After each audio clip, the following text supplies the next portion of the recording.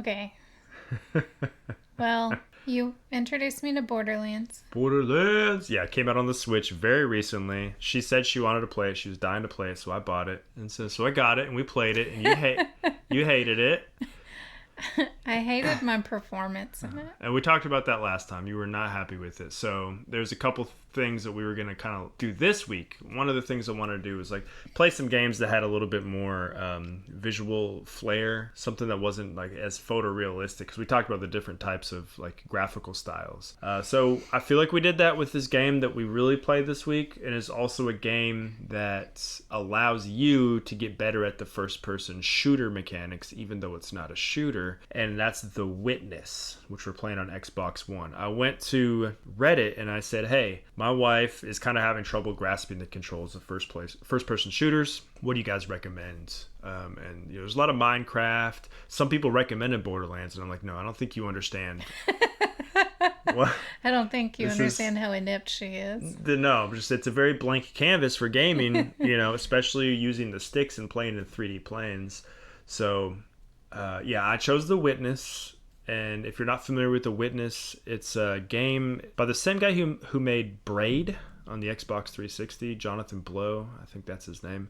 So if you're familiar with Braid, it's like a 2D puzzle game that use time quite a bit. This is also a puzzle game, but it's in this really, really beautiful first-person world. So you're using first-person controls, and it's kind of abstract in nature because it doesn't really give you a whole lot of direction of where to go, but placed throughout the world are these panels where you can walk up to and complete a very simple like line puzzle. But it's really weird. You don't ever know where to go next, and it's just all about exploring this really cool looking world. So I'm gonna let you talk about your experience with that, and if you feel like it's helping you become better at the controls. I mean, it's gorgeous to look at. It's one of those games like I would love to step through the screen and be there. Oh, yeah. And just walk around and... So like describe it. Like what is it? Because I've said it's beautiful and gorgeous, but that doesn't really mean anything unless... So you can tell that it used to be a very functional, beautiful city. Like kind of on the cliffside of a, ocean or something like that. All the structures are kind of broken. There's, flowers and weeds growing around in places they shouldn't be. Right. Like wilderness has overtaken. Yes. And there's no other people running around. Right. Or anything like that. Yeah.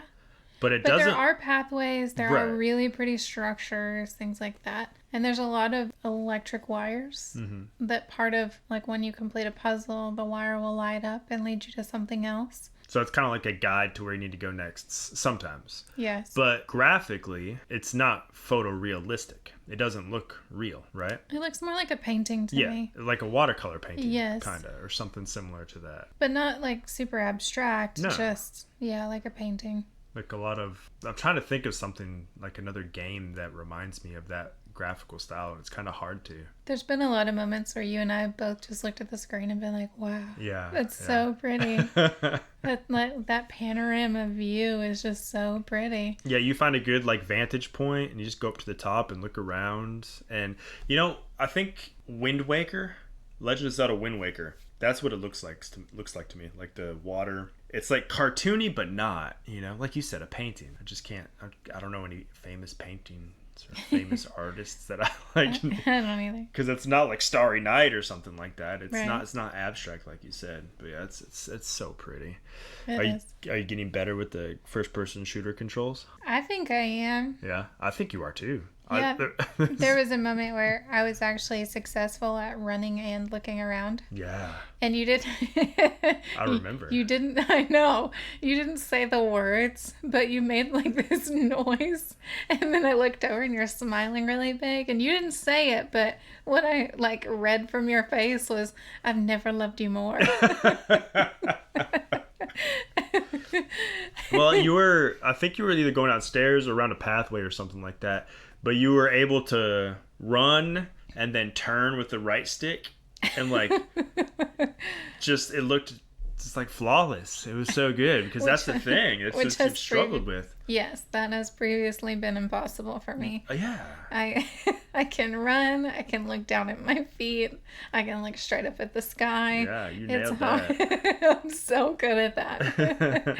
It's really hard for me to just look side to side, but it's definitely helping. It's helping that I have the practice without the fear of dying, Right. like in Borderlands. Yeah.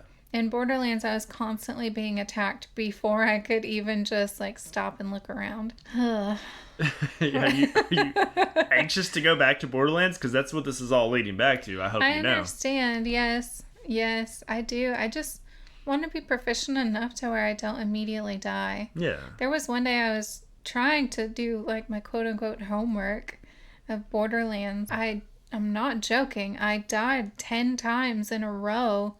And I probably was like 5 feet away from the last spot that I died in the game just because, I mean, that's where I was regenerating, you know? Right. It was very frustrating for me. Yeah, and that's the last thing I want to do is like make you have an aversion, especially to a whole genre because of your experience with one game. That's why I want to just be like, okay, let's just stop and go another route. Yeah. Which is the witness. I think as you get better at that, some other people on Reddit, they actually recommended to do a third person like game, not necessarily a shooter, but a game where you control somebody from behind the back, because then you're able to actually see what the character is doing, and that may improve your relation from the character to the camera. Because the only difference between a third person game and a first person game is where the perspective is. Otherwise, it's typically exactly the same. So I have a plan to do that as well. Find a couple good ones. Okay. The gamer and the noob.